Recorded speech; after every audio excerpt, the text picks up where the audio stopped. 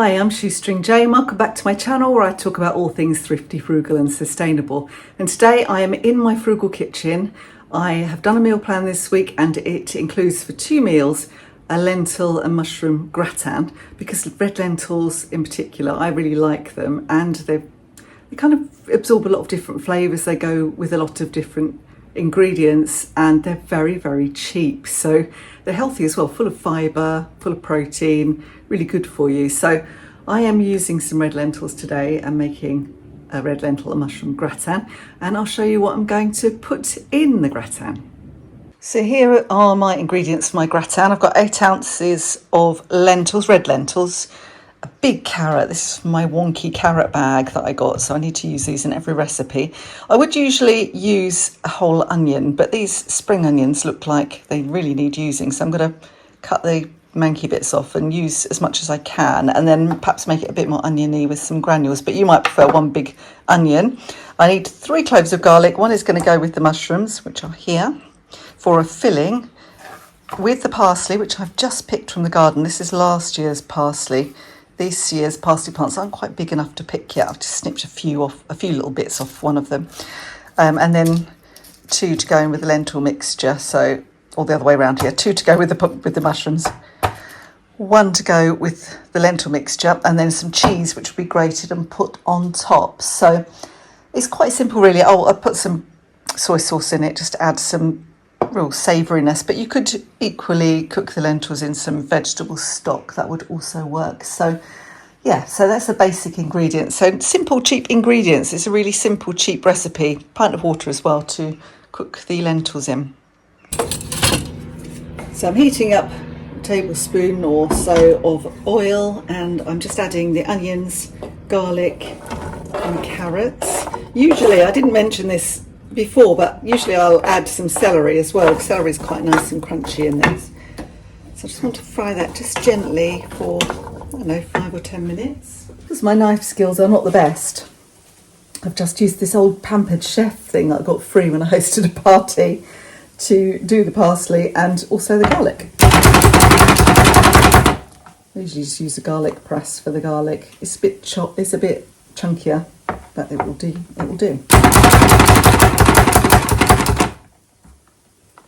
So that'll be for the filling. It's a bit knackered, this. I don't use it very often, and it is probably about 20 years old as well. So it's vintage like myself. Anyway, that's ready. Parsley and garlic ready to go in with the mushrooms for the filling. Now they've been on for 10 minutes or so. I'm going to add all of my other ingredients. I've got my 8 ounces of lentils. I want a couple of tablespoons of soy sauce. I'm using dark soy, but I honestly don't think it matters. Shoyu is the other thing you can use, which is the less processed version of this. And I will use this moment to stick my onion granules in as well.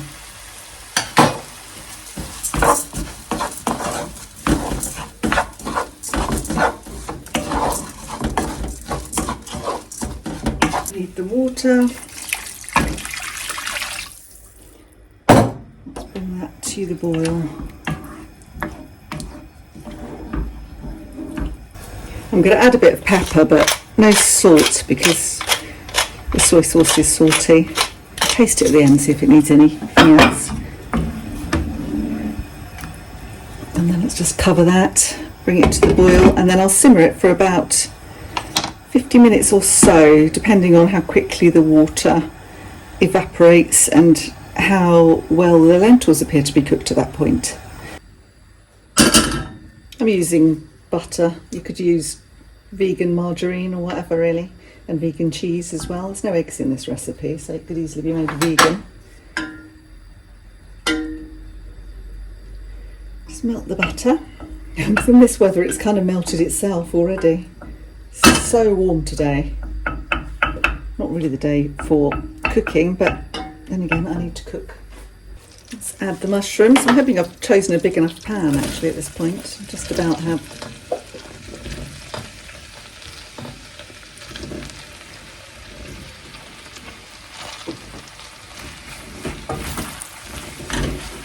Fry those for a couple of minutes.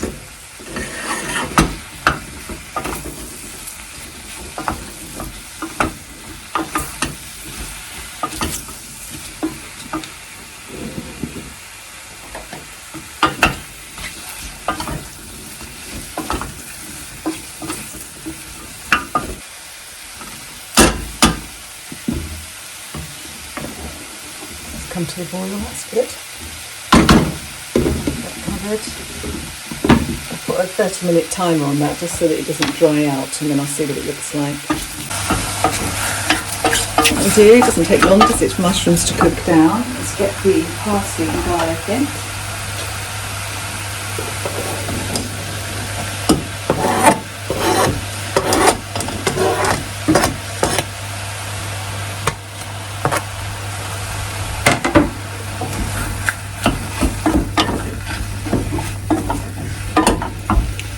A little bit of pepper in here as well, and a little bit of salt, again not too much because I'm aware of that soya sauce.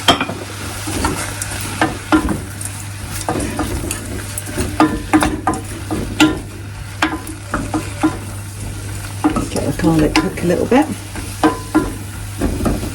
How's this doing?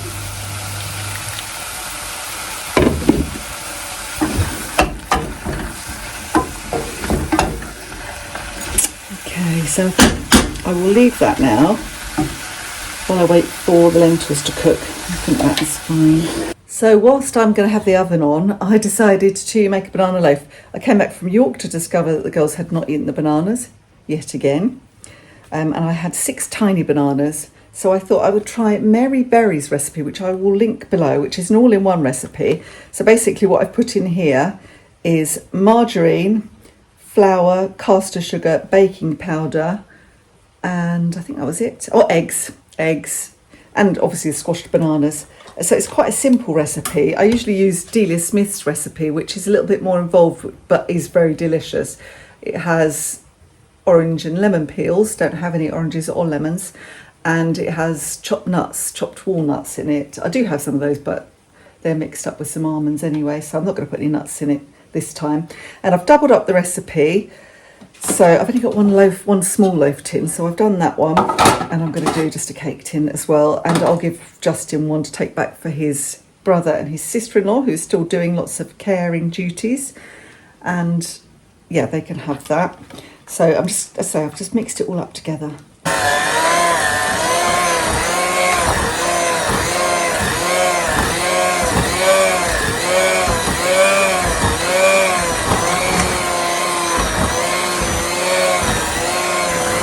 I'll link this recipe below in the description for Mary Berry, but I'll also write out the recipe for the lentil gratin because that's just written on a piece of paper. That's just something I've done over the years and I've kind of adapted, and I don't even remember where it came from to start with, but it's kind of old school veggie. Anyway, so I'll get on with these and then I'll show you how I'm getting on with the gratin. So I think I made the lentils a bit soft. Actually, I put too much water in, so I would put less than a pint in. It was 8 ounces. I normally do that. It's normally what I put in, but anyway, here we are. So I'm going to put the mushrooms in first. You can kind of layer it up. If you've got more solid lentils, you can layer it up, but for me, these are going on the bottom.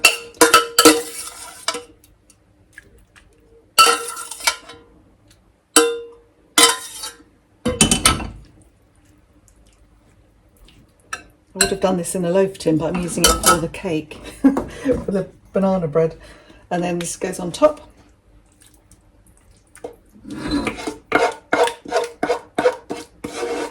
So I call it lentil slop quite often.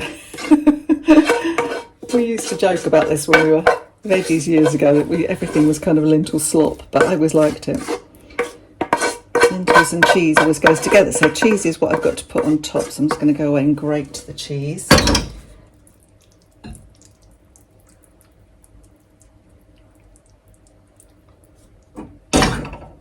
Okay.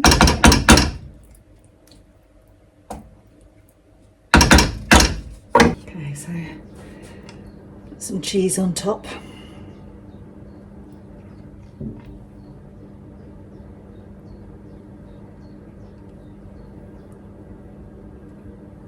like quite a lot of cheese. I love cheese and lentils. I have mentioned that already. Yeah, my oven is hot, so everything can go in at this point. So everything's in the oven. The lentil bake takes about 25 minutes. The cakes will take up to an hour, maybe 50 minutes to an hour. The recipe suggests an hour, but I know my oven's quite strong. So now I've got the less fun bit to do, which is licking the bowl. Actually, that's quite a good fun bit. Licking the bowl is quite a fun bit. Cleaning up the kitchen, and it's very, very hot. I might have my lunch before I clean up the kitchen, actually. Probably should have my lunch before I eat any more of this, or I won't want my lunch. There we go. My lentil slop, otherwise known as lentil and mushroom gratin, is ready to be eaten. So I think I really like this with some little roasty potatoes. I do little ones, I just do them in the air fryer because it's really quick to do them, and some broccoli. So that's the cakes out of the oven as well. I think they're done. Smell nice. So I'll let those cool down, cover them up though, because the flies are driving me nuts today, and I haven't even got the door open properly. I've just got to open a crack, but they still seem to be coming in, but need a breeze. Anyway, so there's the cakes done. Anyway, I hope you enjoyed being in my frugal kitchen today, using stuff up, using what I've got, cooking things other than meat, and just looking at alternatives and cheaper things to eat now that the cost of living crisis is still so bad, really. So that's my plan. That's what I've done today. Now I'm going to go and sit down and have some lunch. Anyway, thanks for watching. Don't forget to like and subscribe, and I will see you in my next video. Bye for now.